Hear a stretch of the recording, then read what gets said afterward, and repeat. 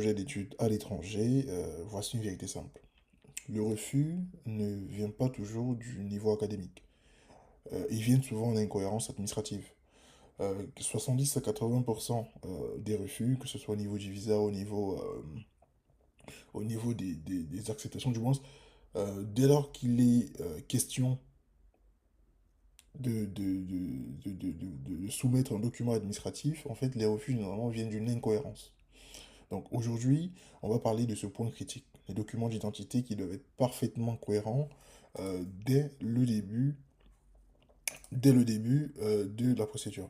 Donc pourquoi? Parce que entre Campus France, bon, la plateforme d'études en France, IEF, France Visa, ton dossier est analysé comme un ensemble logique. Parce que en fait, lorsque vous montez un dossier Campus France, lorsque vous montez un dossier Campus France, lorsque vous faites une demande sur la plateforme, par exemple France Visa, ou lorsque vous faites une démarche auprès de la plateforme d'études en France, EEF, à chaque fois, il y a ce qu'on appelle à chaque fois, il y a un fil, il y a une analyse qui est faite dessus. C'est-à-dire que l'agent qui va analyser le dossier doit, dans un premier temps, se rassurer de la cohérence, avant même d'entrer dans les détails, avant même de regarder est-ce que vous avez des bonnes notes, ou je sais pas quoi d'autre, l'agent doit d'abord se rassurer que le dossier est cohérent.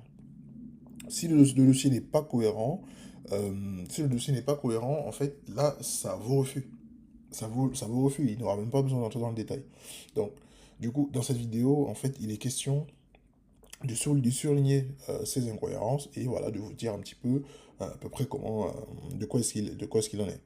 Donc, et bien évidemment, un détail incohérent, ça peut bloquer tout votre processus. Ça, vous le savez, parce que ce soit une démarche auprès je sais pas, de la préfecture, de la mairie, peu importe ce que vous voulez faire, dès lors qu'il y a une incohérence, déjà le dossier il va pas voler ou tout de suite c'est un refus.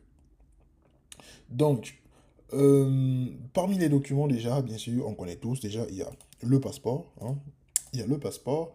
Donc, côté passeport, bien évidemment, on a le nom, prénom, dans le bon ordre, les dates de naissance et lieu. Donc tout doit correspondre parfaitement. Il ne faut pas inverser, faut pas oublier des trucs, hein.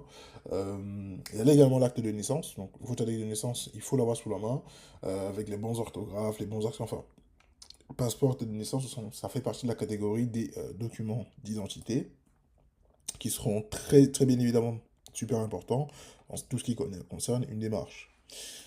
Alors, ensuite des diplômes. Donc, une fois qu'on a passé le volet d'identification, donc passeport, acte de naissance,